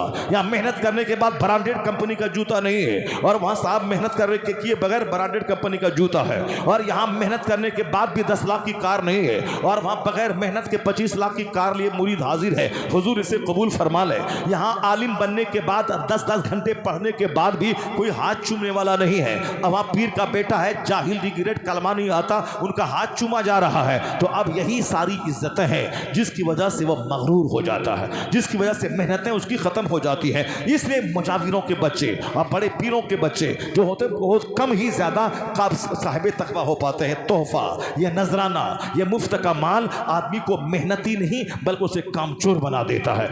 मुस्तजब दावत था वो शख्स, दुआ जो करता कबूल हो जाता था। परेशर बनाया कि वो दुआ करे ताकि मूसा अलैहिस्सलाम की कौम हमारे शहर को उजाड़ न दे, हमें तबाह बर्बाद न कर दे। कहा नहीं, वो अल्लाह के नबी हैं, अल्लाह के रसूल हैं, वो जो चाहेंगे हो के रहेगा, उनके खिलाफ मैं दुआ नहीं करूंगा। तो लोगों ने सोचा कैसे नहीं करेगा। लोगों ने तोहफे देना शुरू किया, नजराने देना शुरू किया, कपड़े देना शुरू किया, माल देना शुरू किया, पैसों की फरावानी देने शुरू की। जैसे कोई मुफ्ती बोलता है मैं इसकी हराम है, मैं इसको जायज़ नहीं करार दूंगा, अब लोग उनको पैसे देना शुरू करते हैं। लाखों रुपए दिया, 10 लाख दिया, अब उसको अब वकील काल करना शुरू करता है, तावील करने लगता है। चूंकि वो टका दिया है 10 लाख रुपए, उसी के फेवर में वह फतवा देना शुरू करता है। जिस तरह दियोबंद का फतवा नसबंदी के ज़माने में बहुत सारा पिघला फतवा आया, मगर वह रजा का बेटा मुफ्ती आजम हिंद था। कहा वो तुम पैसे पे बिक जाओ मगर रजा का बेटा नहीं बिकेगा, चाहे जान जाए चाहे कुछ भी हो, फतवा नहीं बदलेगा, जो कानून शरीयत है वह बताया जाएगा। तो दूसरे लोगों ने पैसा लेके फतवा बदला, मगर रजा का बेटा फतवा नहीं बदला। कहा एक पैसा नहीं चाहिए, हम किसी मालदार की तारीफ नहीं करते, हम तो मुस्तफ़ा के दर के भिखारी हैं, हम तो मुस्तफ़ा की तारीफ करते हैं। यही वजह है आला हजरत ने हमेशा मुस्तफ़ा की तारीफ की, नातखानी की है, किसी नवाब की कसीदा खानी नहीं की है। वह दूसरे लोग हैं जो पैसे पे बिक जाते हैं। वह शख्स नजराने के हुजूम में अब वह दब गया और अपने लोगों के दबाव में आ गया। उन्होंने जनाब मूसा अलैहिस्सलाम के खिलाफ दुआ करने के लिए घोड़े पे ऊंट पर सवार होकर पहाड़ की तरफ चला, अब ताकि वहाँ दुआ करेंगे, बददुआ करेंगे इनके खिलाफ। जब वहाँ गया और उनके कौम के लोग गए, ये प्रेशर नजराने का था, ये प्रेशर तोहफा तहाइफ का था, ये प्रेशर गिफ्ट का था। इसलिए बहुत सारे बुजुर्गान दीन जो नजराने तोहफा तहाइफ नहीं लेते, और जब अगर लिया ले भी लिया तो फिर वह गरीब और मिस्किनों को बांट देते हैं। अपने घर में नमक रोटी है और फिर दूसरे उनके यहाँ खिदमत करके पुलाव बिरयानी खाते हैं। ये बुजुर्गान दीन के अहवाल होते हैं। खुद मुसीबत में रहते हैं और दूसरों के लिए लंगर चलाते हैं, और जो खुद पेट भर के तोन ऊंचा करने लगे उसकी विलायत में शक है वो वली ही नहीं हो पाएगा। कि जिस वली मेहनती होता है, वली नमाजी होते हैं, रात भर जागने वाले का तोन ऊंचा नहीं होता है, रात में पूरा कुरान पढ़ने वाले का तोन ऊंचा नहीं होता है। जो खाता है सोता है उसका तोन निकलता है, और जो रात में 100 रकात नमाज नफल पढ़ता है, जो महीने में 5 दिन रोजा रखता है, अय्यामी 20 के रोजे रखता है, उसका तोन कैसे निकलेगा? वो तो सूखा रहता है। सारे औलिया सालिहीन की पर्सनैलिटी 75% औलिया सालिहीन सबकी पर्सनैलिटी लीन एंड थीन है। सारे लोग दुबले पतले, मुफ्ती आज़म हिंद दुबले पतले, आला हजरत दुबले पतले, गौसे आजम दुबले पतले, महबूब इलाही दुबले पतले, गरीब नवाज दुबले पतले, यानी दुबला पतला रहना ये सब वलियों की पहचान है। क्योंकि ज़्यादा खाना ही नहीं है, एक खजूर खा लिया, आज 24 घंटे जिक्र इलाही में मसरूफ़ हैं। यहाँ तो वो है मुरीदों का नजराना, हजरत ये कौरमा मज़ेदार है, ये बिरयानी मज़ेदार है, ये जरदा मज़ेदार है, ये चमचम मज़ेदार है, ये रसमलाई मज़ेदार है, ये साहब गुलाब जामुन मज़ेदार है, इसको भी लिया उसको भी लिया। हुजूर ये ठंडा लाजवाब है, और ठंडा पी लिया। हुजूर ये लस्सी लाजवाब है, उसको भी पी लिया। अब जब इतना पेड़िया इस ड्राम में भर लिया, अब वो रात भर तहज्जुद कैसे पढ़ेगा? वो नफल कैसे पढ़ेगा? उसको तो फिर अब वो सोना पड़ेगा, और जब सोएगा तो चर्बी तो बढ़ेगी, जब चर्बी बढ़ेगी तो फिर वो क्या सजदा करेगा, क्या बावजू रहेगा? गैस्ट्रिक का मरीज हो जाएगा, वह सजदे में जाएगा, पीछे से रिया खारिज हो जाएगी। वह तो गौसे आजम थे जिनका लंगर चलता था, लेकिन अपना कैसे रहते थे? 40 साल तक इशा के वजू से फजर की नमाज पढ़ी, और पूरी रात में एक पांव पे खड़े होकर पूरा खत्म कुरान करते थे। तो तोशा कादरिया खाने में बड़ा मजा आता है, लंगर गौसिया खाने में बड़ा टेस्टी होता है। लेकिन गौसे आजम ने 40 साल इशा के वजू से फजर कैसे पढ़ी, उस पॉइंट पे गौर करने में मजा नहीं आता है। अब यहाँ मालिता है, तोशा है, अब तोशे में वहाँ किशमिश है, वहाँ काजू है, वहाँ प्योर घी है, वहाँ सूजी चीनी है, मजेदार तो होना ही है। अब खाने मजा, इसलिए गौसे पाक का नाम लिया जा रहा है। और गौसे पाक ने 40 सिक्के सोने के डकैतों के सामने डाल दिए, और जबान को झूठ से आलूदा नहीं किया। कौन है जो 11वीं के दिन बकरा ज़बह करने के बाद अहद करे, अब मैं झूठ नहीं बोलूंगा, चाहे करोड़ों का नुकसान क्यों ना हो जाए, जबान पे मैं झूठ नहीं लाऊंगा, मैं ज़िना नहीं करूंगा, मैं शराब नहीं पीऊंगा, मैं ठगूंगा नहीं, मैं चुगलखोरी नहीं करूंगा। वो तौबा तो करे पहले, वरना जिसकी मां सर से लेके पांव तक नेकी का पुतला थी, और जिसका बाप हमेशा दिन भर जिहाद, रात भर सजदा, एक खिलाफ तकवा कोई फल जबान में डाला तो एहसास हुआ कि क़यामत के दिन हिसाब हुआ तो क्या जवाब दूंगा। उसके बदले में 10 साल नौकरी थी, और फिर लूली लंगड़ी अपाहिज गोंगी बेटी से शादी करने को तैयार हो गए। जब बाप इतना अल्लाह से डरने वाला और माँ इस कदर अल्लाह से डरने वाली कि हाथ पांव जबान ने खता नहीं की, तब उसका बच्चा कौन हुआ? क़यामत तक के वलियों का सरदार अब्दुल कादिर जीलानी पैदा हुआ। यहाँ चोर का बच्चा चोर, गुटखा खाने वाले का बच्चा गुटखा खोर, यहाँ साहब दूसरों की बेटी को ताक झांक करने वाले का बेटा ज़िनाकार, और तवाइफ के कोठे पे जाने वाला, लड़ाई झगड़ा करने वाले का बेटा महा लड़ाई करने वाला। जिस तरह जैसी माँ वैसी औलाद, जैसा बाप वैसा बच्चा, जैसी जमीन वैसी फसल, जैसा दरख्त वैसा फल। ऐसा नहीं होता कि आम का पेड़ लगा दें और 1 लाख पीर से लाके 1 लाख तावीज डाल दें और उस आम के पेड़ से सेब निकल जाए, नहीं होगा। 1 करोड़ तावीज डाल दे, आम के पेड़ से सेब नहीं निकलेगा, गेहूं के दरख्त से बासमती चावल नहीं निकलेगा। वही कानून यहाँ भी है। जब बाप हो मुफ्ती नकी अली खां और माँ हो तहज्जुद गुजार, तब बेटा अहमद रजा खां पैदा होता है। जब बाप हो सैयद गयासुद्दीन और माँ हो रात भर मुसल्ले पे खड़ी रहने वाली, तब बेटा 90 लाख काफिरों को ईमान देने वाला मोइनुद्दीन अजमेरी चिश्ती पैदा होता है। जब बाप हो सैयद अहमद अली बुखारी और माँ हो सैयदा जुलेखा के जवानी में बेवा होने के बाद बुढ़ापे तक अजनबी मर्दों ने चेहरा नहीं देखा, सर से आंचल नहीं खिसका, तब उसका बेटा चपरासी से लेके बादशाह तक तहज्जुद पढ़वाने वाला महबूब इलाही निजामुद्दीन देहलवी पैदा होता है। और जब बाप हूँ मुफस्सिर आज़म हिंद और माँ हूँ अपने जेवरात बेचकर मंजर इस्लाम के टीचर को तनख्वाह दिलाने वाली, और बाप मुफस्सिर आज़म हिंद, नाना मुफ्ती आज़म हिंद और दादा हुज्जतुल इस्लाम, तब उसी को का बच्चा अख्तर रजा का अजहरी ताजुल शरिया पैदा होता है। चोर का बेटा चोर, डकैत का बेटा डकैत, हरामखोर का बेटा हरामखोर। आज समाज चोरों से भर रहा है, डकैतों से भर रहा है। अगर चाहते हैं कि आने वाले वक्त में समाज नमाजी से भर जाए, रोजेदार से भर जाए, हज और ज़कात देने वालों से भर जाए, शरीफों से भर जाए, बाखलाक से भर जाए, तो अभी कड़ा फैसला लेना होगा। जिंदगी में यू टर्न लेना होगा, तौबा करनी होगी, अच्छी औरत का सिलेक्शन करना होगा। क्योंकि बच्चा औरत के पेट से पैदा होता, मर्द के पेट से नहीं पैदा होता। बच्चा 2 साल बाप का दूध नहीं पीता, माँ का दूध पीता है। इसलिए माँ का बाप के मुकाबले में ज्यादा नेक होना जरूरी है। इसलिए औरतों को बेपर्दगी से बचाएं, औरतों के हाथ में एंड्रॉइड मोबाइल देने से बचाएं। ये औरतों को नौकरों और चूहाड़ और चोरों के साथ आंख मिला मिला के अपने जिस्म को दागदार होने से बचाएं। वरना अगर वह दागदार रही तो औलाद महा जख्मी पैदा हो जाएगी। उसका हाथ पांव फिसला, उसकी औलाद का हाथ पांव का पूरा पूरा जिस्म फिसल जाएगा। इसलिए मर्द के मुकाबले में औरतों का नेक होना जरूरी है, औरतों का पढ़ी लिखी होना जरूरी है, औरतों का पर्दे में रहना जरूरी है, औरतों की जबान का मुहस्सब होना जरूरी है। औरतों की तालीम पे ध्यान दिया जाए, उस पर कड़ी निगरानी रखी जाए, उसके हाथ में मोबाइल न दिए जाए, उसको अपने घर की चार दीवारी में उसको रखा जाए। जहां मुस्लिम नर्सेज हों,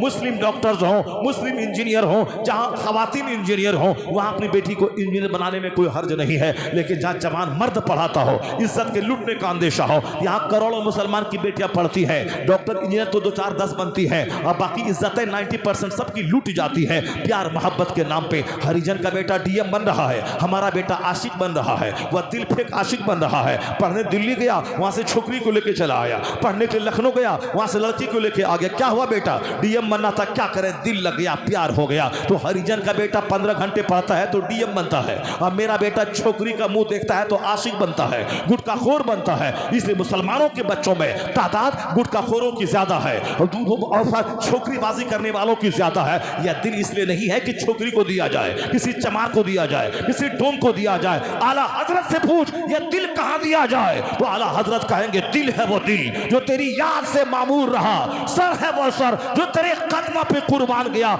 इश्क ही करना है, किसी अजनबी लड़की से इश्क मत कर, इश्क मुस्तफा से कर, इश्क मुस्तफा से कर। यहां भी कामयाब रहेगा, मरने के बाद जन्नती हो जाएगा।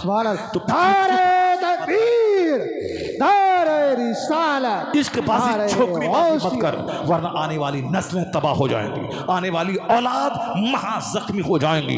कुदरत का कानून है, आम के पेड़ से आम, कटहल के पेड़ से कटहल पैदा होता है। वो शख्स पहाड़ पे चढ़ गया, उनकी कौम के लोगों ने नजराने का परेसर बना करके उनसे बद्दुआ करवाना चाहा, और ये हिल गया। नजराने के परेसर में आके ये बद्दुआ करना शुरू किया, हाथ उठा के बद्दुआ करनी शुरू की। जब जबान पे मूसा अलैहिस्सलाम का नाम लेता था कि उनकी कौम को शिकस्त मिले, तो उनकी जबान पे उनकी कौम का नाम आ जाता था। और जब और तो 4 बार बद्दुआ किया तो उनकी जबान लटक गई, यहां तक कि बात बोलना छोड़ दिया। जब जबान लटक गई तो कुरान शरीफ में आया है कि उसकी मिसाल मसलुल कल्ब, कुत्ते की मिसाल हो गई उसकी। जो इसमें आजम जानता था, जिसकी दुआएं कबूल होती थी, लेकिन एक पैगंबर के खिलाफ उन्होंने जब जबान खोली तो उसकी जबान कुत्ते की तरह लटक गई। जैसे कुत्ते को पत्थर मारे तो भी जबान लटकाता है, उसको हड्डी दे दें तो भी जबान लटकाता है, उसी तरह ये लालची हरीस, दुनिया के लालची, लालच की वजह से इनका हाल कुत्ते की तरह हो गया। इसमें आजम का जानने वाला समाज का वली कहलाता था, मगर हाल कुत्ते की तरह जबान बाहर निकल गई। लोगों ने कहा ये क्या तू बोल रहा है, तू हमारी अपनी ही कौम की तबाही की बात कर रहा है। बोला मैं क्या करूं, जबान मेरे कंट्रोल में नहीं है, मैं नाम लेता हूं कौम मूसा का, मगर मेरी जबान पे तुम्हारा नाम आ जाता है, मेरा कंट्रोल नहीं है। जब जबान बाहर आ गई, कौम के लोग रोने लगे। कहा अब क्या होगा? कहा कि बस एक रास्ता मैं बताता हूं, अब तो बद्दुआ मैं नहीं कर पाया, मेरी जबान लटक गई। उन्होंने उसको बताया कि एक काम करना, अगर मूसा अलैहिस्सलाम की फौज पर तुमको फतह पाना है, उनकी फौज को शिकस्त देना है, तो एक काम कर लेना, उनकी फौज को शिकस्त हो जाएगी। मैं दुआ तो कर नहीं पाया, मेरा हाल जो हुआ, मेरी दुनिया और आखिरत दोनों तबाह बर्बाद तो हो गई। अब अगर तू चाहता है कि तेरी कौम को शिकस्त ना हो, एक काम करना, जब उनकी फौज तुम्हारे शहर में दाखिल हो जाए, तुम अपनी जवान लड़कियों को सजा सवार कर गलियों में छोड़ देना। ये काम जो आज इसराइल का यहूदी भी कर रहा है और आज भी वही काफिर करता है कि मुस्लिम मुजाहिदीन को दिल दिमाग खराब करने के लिए खूब खूबसूरत नीम बरहना अधनंगी लड़कियों को सड़कों पे छोड़ देता है, जिसको देखने के बाद बड़े बड़े तकवा परहेजगार के हामिल लोगों की नीयतें खराब हो जाए, जिसकी तौबा टूट जाए। इसलिए पर्दे में रहने औरतों को दिया गया है, क्योंकि मर्द का अट्रैक्शन औरतों में है। बड़े बड़े की तौबा टूट गई, बहुत बड़े बड़े वली तबाह बर्बाद हो गए। ये औरत ने दुनिया की चाहत और माल ने, खाने पीने की चाहत ने तबाह बर्बाद किया। दुनिया में है ही क्या, माल बढ़ता है तो बंदा अच्छा खाता है, माल बढ़ता है तो अच्छा पहनता है, माल बढ़ता है तो अच्छा घर बनाता है, माल बढ़ता है तो औरतों का शौक बढ़ जाता है, एक नहीं तो 4 शादी कर लेता है। इसके अलावा और दुनिया में है ही क्या। मौला अली कहते हैं, तुम जो माल बढ़ने के बाद खाते हो, ये जान ले शहद से बेहतर कोई गज़ा नहीं है, और शहद एक कीड़े का पाखाना है। और जान ले जब माल बढ़ेगा तो पिएगा, और जब जब पिएगा तो पानी से बेहतर कोई मशरूब नहीं है। और पानी वो मशरूब है जिसको बादशाह भी पीता है और सूअर भी पीता है। और जान ले जब पैसा बढ़ेगा तो कपड़ा अच्छा खरीदेगा, कपड़े में रेशम का कोई जवाब नहीं है, और रेशम वो कपड़ा है जो एक कीड़े का पाखाना है। तो शहद से बेहतर कोई गज़ा नहीं, वह एक कीड़े की कै और उल्टी है। और रेशम से बेहतर कोई धागा नहीं, वह एक कीड़े का पाखाना है। और जब पैसा बढ़ेगा तो फिर क्या करेगा, औरत से शादी करेगा। औरत है क्या चीज, सबसे गंदी जगह, सबसे अच्छी जगह चेहरा को देखा जाता है, और सबसे गंदी जगह से फायदा उठाया जाता है। तो जान ले कि दुनिया क्या चीज है। और जब पैसा बढ़ेगा तो अच्छी सवारी खरीदेगा। अच्छी सवारी में घोड़े का जवाब नहीं है। यह घोड़ा वो है जिसकी पीठ पर बैठकर अपने ही भाई को ज़बह और कत्ल किया जाता है। तो सब समझ ले दुनिया क्या चीज है। दुनिया बढ़ेगी तो क्या करेगा, दुनिया खाएगा पिएगा पहनेगा, और देख ले अच्छी खुराक एक कीड़े का पाखाना, और अच्छा कपड़ा एक कीड़े का पाखाना। उसी से समझ जा कि दुनिया क्या है।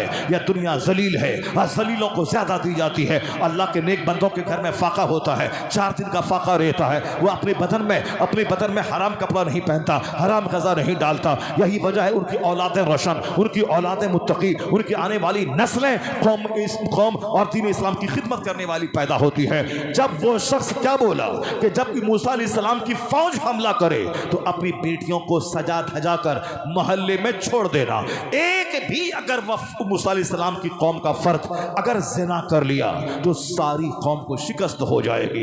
एक भी बंदा जिना कर लिया तो सारी फौज को शिकस्त होना तय है।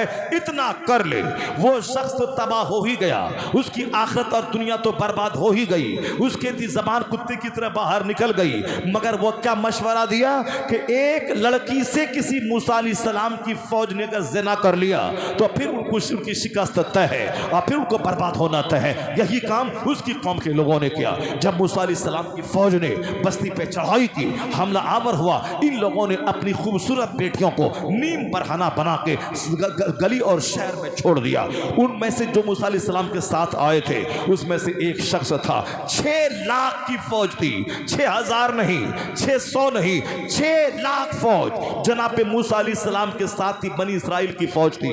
ये बनी इसराइल के लोग जो आज यहूदी है, जिस पर अल्लाह ने बेपनाह इनाम किया, मगर इनाम पाने के बाद ये फिर क्या होता था, पाजी कौम बन जाती थी, नबियों को कत्ल करने वाली कौम, अल्लाह के वलियों को ज़बह करने वाली कौम। इसलिए अल्लाह ने फाइनल तौर पर इन पर रुसवाई मुसल्लत कर दी। अब इसराइल नाम का कोई मुल्क नहीं है, वो अमेरिका की कॉलोनी है। अमेरिका इसराइल के यहूदी खुद सांस नहीं ले सकते, बल्कि अमेरिका की पुष्ट पनाही है। इसलिए इसराइल को अल्लाह ताला यहूदियों को जलील कर दिया है। वह दिमाग जला के पढ़ेगा, वह डीएम बनेगा, हवाई जहाज बनाएगा, मोबाइल देगा, वह बहुत सारे ऐप निकालेगा, पैसा कमाएगा, खाएगा, मगर इज्जत नहीं मिलेगी। हिटलर ने कई 25 लाख यहूदियों को जानवरों की तरह काट के मार दिया, कहीं जगह नहीं मिली। तब आके फिलिस्तीन के पास वह जगह लिया है। यहूदी जलील है, और आज मालूम है कितनी लाख फौज यहूदी के पास है, पर मुट्ठी भर चंद हजार जवान हमास के मुजाहिदीन हैं। यूं कहा था उनके 3 दिन में खत्म कर देंगे, मगर इन लोगों ने आज 48 दिन या 2 महीना होने वाले हैं।